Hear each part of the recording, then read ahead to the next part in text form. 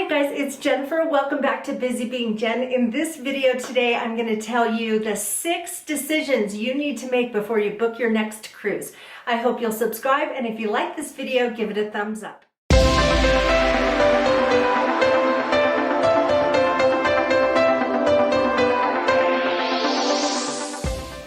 So we recently booked our first cruise. I'm so excited. We had one planned for last August, and that was August of 2020, so you know what happened with that cruise.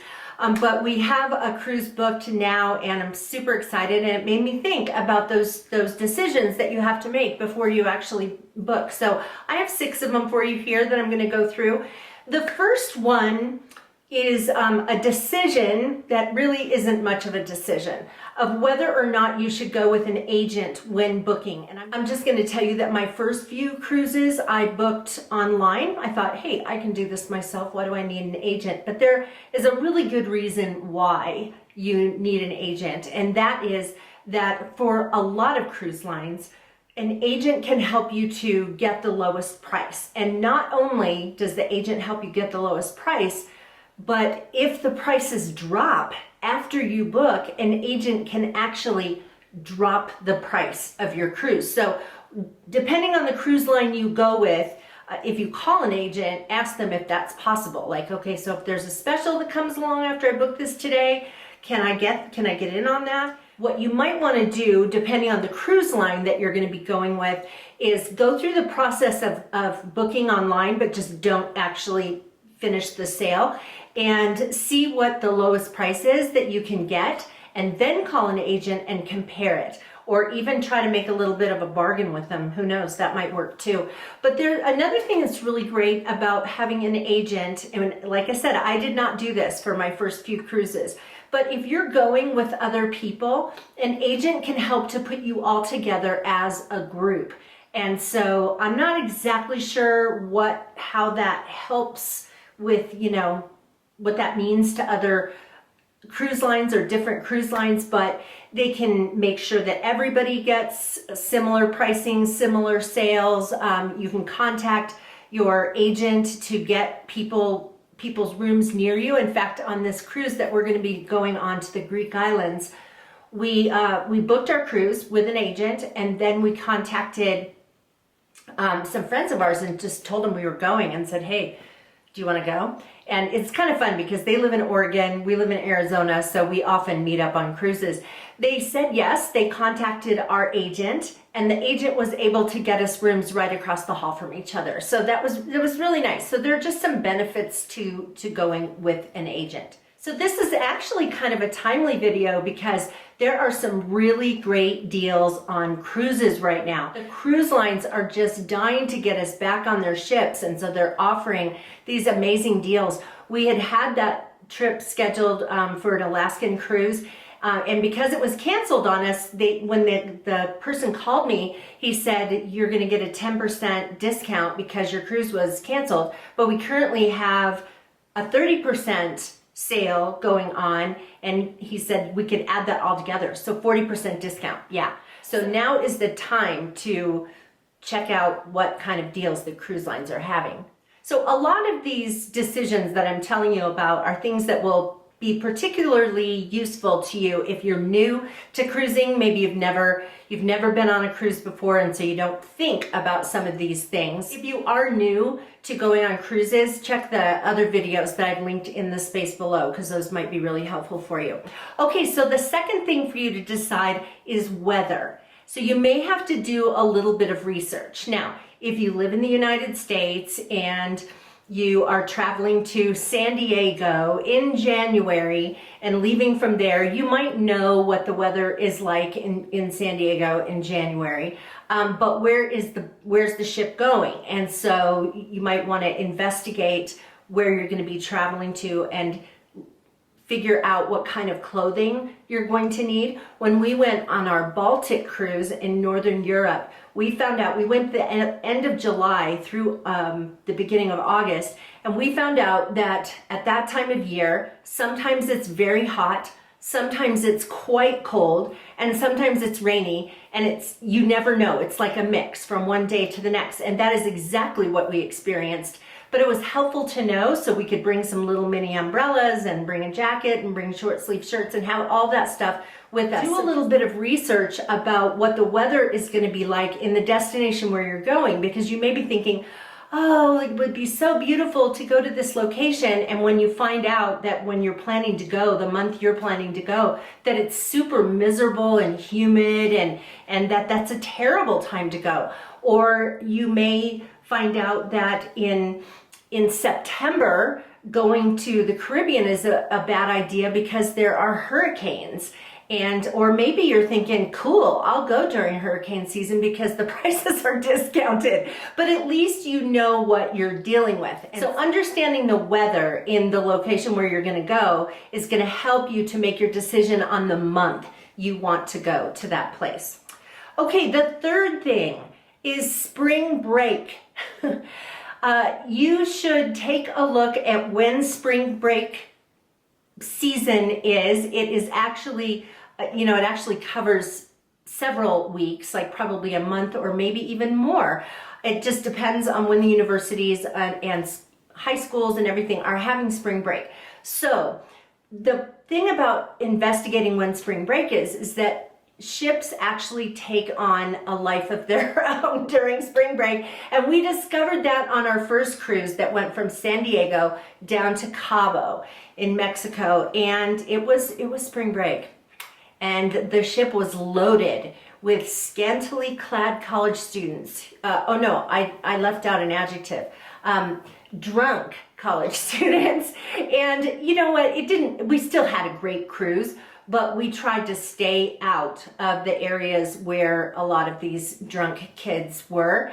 And we have made a concerted effort since then to book our cruises not when it could be spring break. There are some things that you can consider that will maybe help you to avoid the spring break crowds. So first of all, if you go on a cruise that is longer than a week, then that can help you with avoiding spring break, because for a lot of people, spring break is 1 week, and so they have to be back to go to school. And so if you schedule a cruise that's 9 days long, then you may minimize the number of college students you run into.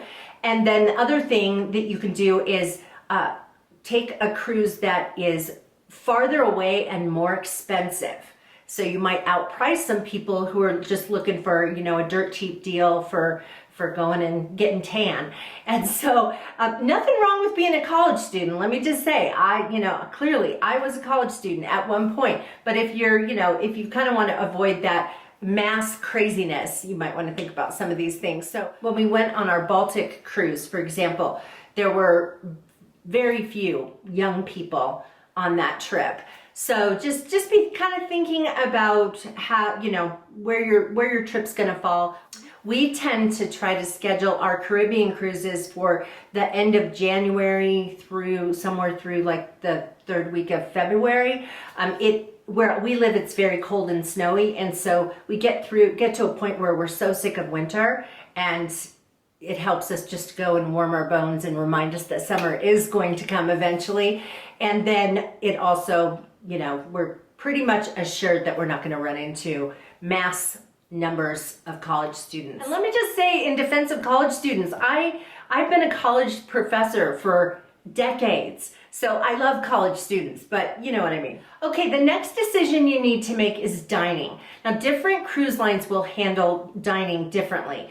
So some cruise lines will have it so you have to choose the time that you're going to eat. So the early time or the late time, like 5 o'clock every night or 8 o'clock every night, and that is what you stick with. So, and a lot of cruise lines will have it so that you eat with certain people, you're always at the same table. Some are not like that at all, so you just kind of have to investigate the cruise line. But cruise lines are starting to have this anytime dining option, and so it just doesn't matter. You can go eat at 5 o'clock if you're hungry, and you can wait until later if you want to, and you can sit anywhere you want and all that. So just investigate that. And so if you're going to be using an agent, they're going to ask you these questions like what kind of dining option do you want? And it will be good if you've researched that ahead of time, see what kind of dining options they offer. And then if you're going with a big group of people, you can contact them and find out what everybody wants to do so that you can all have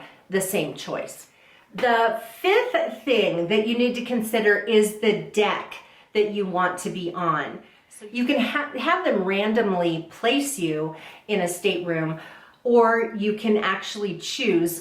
Sometimes you don't get the option of saying, I want room 1048 or whatever, but you can get fairly specific about the area where you want to be on the ship, especially if you're booking in advance. So the thing to consider about the deck, there are two things. There's noise for one thing, and then the second thing is whether or not you're motion sick. So let's talk about motion sickness. I get motion sickness driving in a parking lot. So I was very worried when I took my first cruise. Let me just assure you that if you go to the doctor and get a prescription for one of those little motion sickness patches, you put it right behind your ear. If you have short hair, you might be thinking, oh, but everyone's going to see it. Everyone else is going to be wearing them too. You see both men and women with these little patches behind their ears. They work amazingly well. I've never, ever been motion sick on a cruise ship, and other people around me have. Like, we hit choppy seas and other people are kind of getting queasy, and I'm absolutely fine. So, but if you're concerned about that, then at least for your first cruise, you might want to get a stateroom that is sort of midship, both deck-wise and where the position of the room on the ship. You'll have a choice of whether you want to be in the front of the ship, the back of the ship, or the middle of the ship. And so if you get in the middle of the ship, there's going to be less movement of the boat, and the lower you are, the less movement, the less swaying there will be. So I'm not talking about, being in the basement or anything like that, but like deck 6, for example, that's going to be a nice midship, stable place, not a lot of rocking of the ship. Whereas if you go up higher to deck 10 or something, you can imagine the ship out there on the water, and so you get a lot more swaying the higher up you are.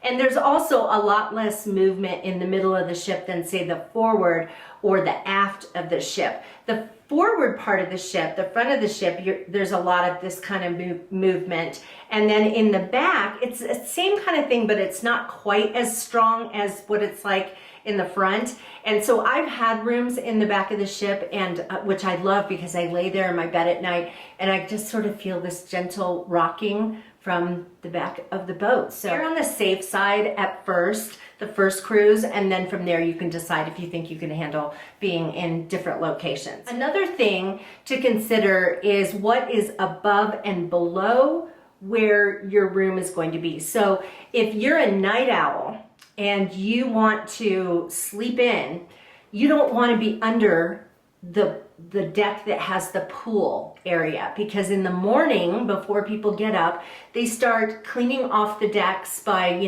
spraying them and everything, cleaning everything up, and they drag the lounge chairs around, and so you would hear that above your room. And so if you want to be able to sleep, then don't get a stateroom in that area.